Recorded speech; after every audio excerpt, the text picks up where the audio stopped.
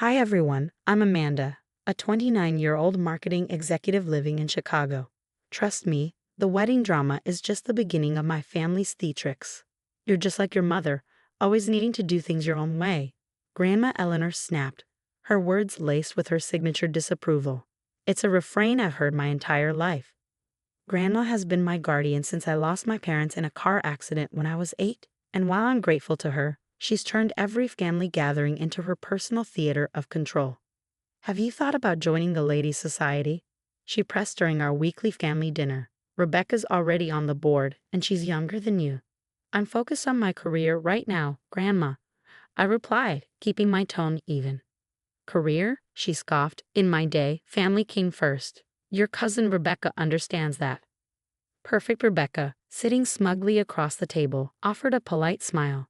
The society's hosting a charity gala next month. You should come, Amanda. Maybe bring Marcus. Marcus, my fiancé, gave my hand a reassuring squeeze under the table. We'd only announced our engagement last month, and already Grandma was trying to orchestrate every detail. Speaking of details, Aunt Patricia, Grandma's ever-loyal shadow, piped up. Have you set a date yet? The country club books up quickly, and Eleanor's been a member for 40 years. Actually, I started. We're thinking of having it at the modern downtown. Grandma's teacup clattered against its saucer. The modern? She repeated, aghast. No granddaughter of mine is getting married in some trendy venue. We've had every family wedding at the club since 1952. Uncle David peeked up from his newspaper, the only voice of reason. Eleanor, maybe let them. David, stay out of this. Grandma snapped before turning back to me. Amanda, dear, you know your mother would have wanted. Don't, I cut her off sharply. Don't bring Mom into this. You don't know what she would have wanted. Grandma's eyes narrowed. I raised you after she died. I think I know what's best for this family. Your mother respected tradition, unlike you. Rebecca, ever the golden child, leaned forward. Grandma's right. The club is beautiful in spring. Remember my debutante ball? Oh, how could I forget? I deadpanned. You only mention it at every single family gathering. Amanda. Aunt Patricia gasped. Show some respect. Marcus stood, sensing the storm brewing. Maybe we should leave. Sit down, young man, Grandma commanded before turning her attention back to me. Amanda, we need to discuss the guest list. I've already drafted it minus 300 of our closest family and friends. 300? I nearly choked. Grandma, we want a small wedding. Small? What will people think? She scoffed. No, I've already spoken to Reverend Matthews. He's holding the first Saturday in May for you. You did what? My voice rose as I pushed back my chair. This is exactly why I didn't want to have dinner tonight. You always do this, make decisions about my life without asking me. I'm trying to give you the wedding you deserve, she said, her tone icy. No, I said firmly. You're trying to control everything, just like always. Marcus, let's go. In the car, Marcus held my trembling hands. You okay? He asked softly. No, I whispered, swallowing back tears. But I will be. I'm done letting her control me. The next morning, I received an email from the bridal shop. My appointment had been modified to include a vintage fitting. Confused, I rushed to the boutique, only to find Grandma Eleanor already there, clutching a yellowed garment bag. Surprise, darling, she beamed. I brought my wedding dress. 5 generations of brides in our family have worn this. No, I said, my voice firm. I've already chosen my dress. That modern monstrosity, she spat. It has no soul, no history. She unzipped the bag to reveal a deteriorating lace gown. This is what a proper bride wears, Amanda. Be reasonable. As if on cue, Aunt Patricia appeared from behind a rack. Your grandmother's put so much thought into this. Of course, Grandma brought back up. Did you ambush my appointment on purpose? I asked, incredulous. We're here to help. Rebecca waltzed into the boutique wearing her practiced smile. I wore Grandma's veil at my wedding, she said sweetly. Remember how beautiful it was. Your wedding was your choice, I snapped. This is mine. Before I could say more, Marcus walked in, stopping short at the chaotic scene. Everything okay, Val? No, everything is not okay, I said, my voice trembling with anger. They hijacked my fitting. Young man, Grandma Eleanor interjected, her tone sharp. Surely you understand the importance of family traditions. Marcus squared his shoulders. I understand it's Amanda's choice. Choice? Grandma huffed. I've already spoken to Reverend Matthews about the ceremony. I made some necessary changes to those ridiculous modern vows. What changes? I asked, my head spinning. I replaced them with traditional ones, Grandma announced triumphantly. And I've taken care of that. Female efficient. She's gone. You what? Marcus stepped forward, his voice firm. You can't just do that.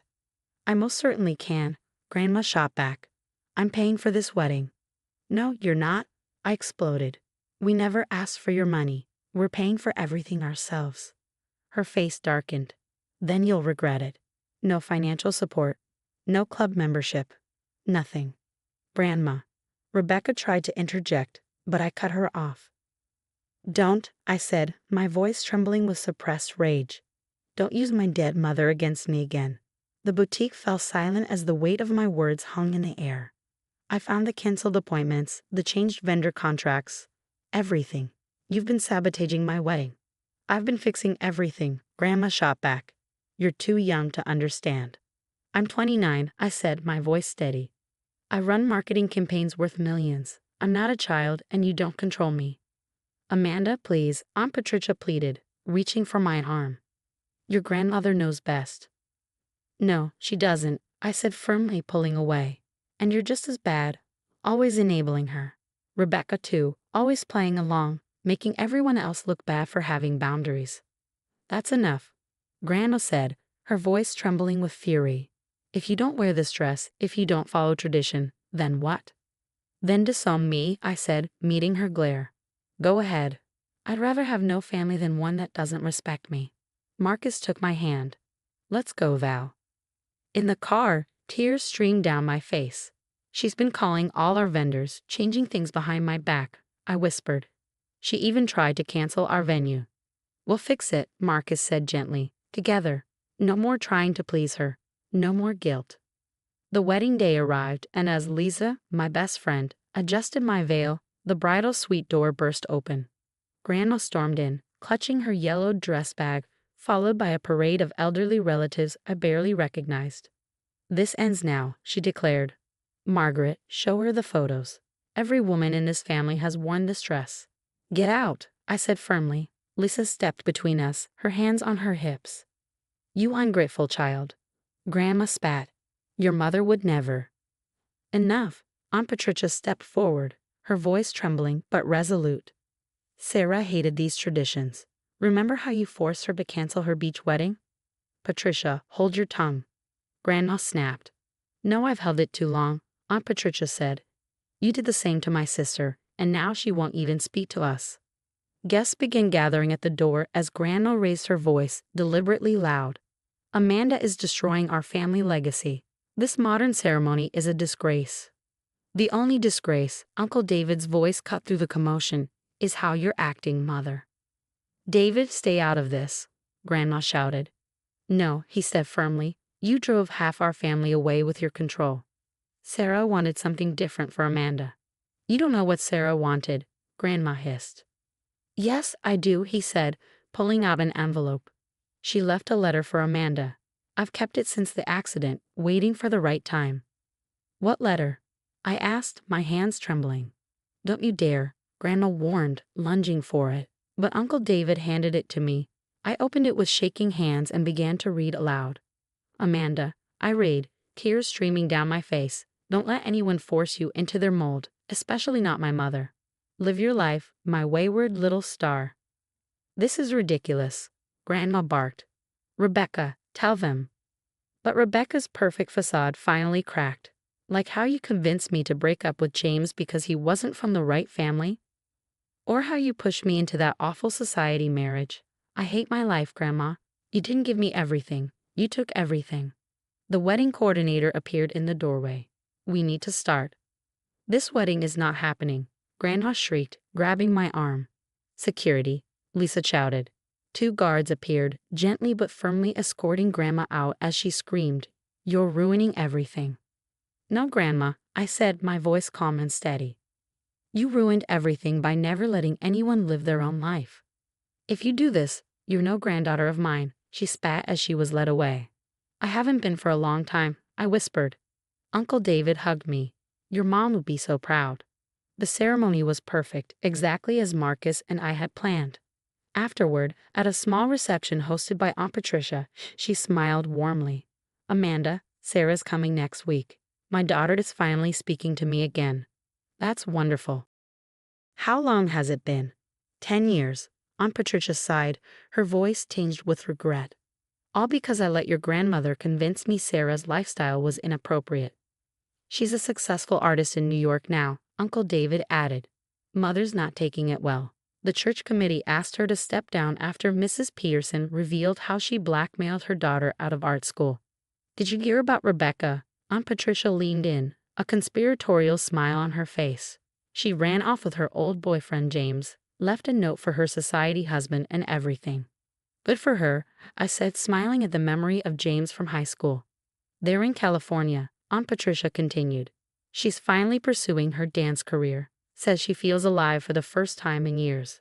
The doorbell rang, cutting through the conversation.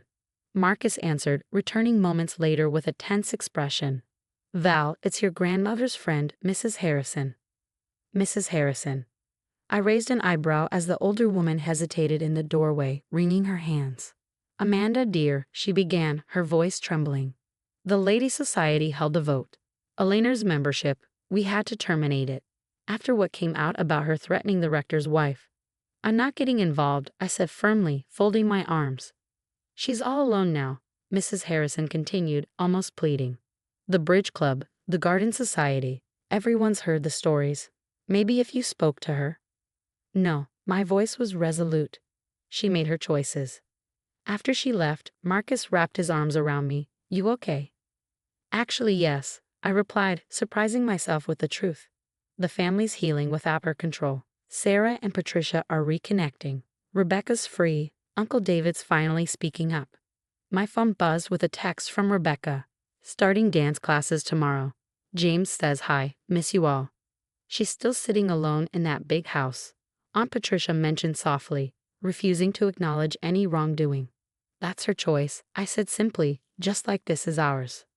Uncle David raised his glass, his smile warm. "To Amanda and Marcus for showing us it's never too late to break free." "To freedom," everyone echoed, their voices bright with hope. Outside, autumn leaves swirled past the window, painting a world in shades of gold and crimson. Somewhere across town, I knew Grandma Eleanor sat alone in her formal dining room, surrounded by traditions but no family. Her bridge club meetings canceled, her social calendar empty, her control finally gone. But here, in my home filled with love and laughter, I was exactly where I wanted to be. No guilt, no manipulation, no toxic traditions, just family, the way it should be. Marcus squeezed my hand, and I smiled. Sometimes the best family isn't the one you're born into. It's the one you choose to build. What would you do if you discovered that your most cherished family member was manipulating multiple lives behind the scenes? Would you stay silent to keep the peace, or would you be the one to break the cycle of generational trauma, even if it meant losing your support system? Share your thoughts in the comments below. Have you ever had to choose between family traditions and your own happiness? How did it turn out? If you enjoyed Amanda's journey of breaking free from toxic control and creating a healthier family dynamic, don't forget to like this video and subscribe for more real stories of empowerment and resilience.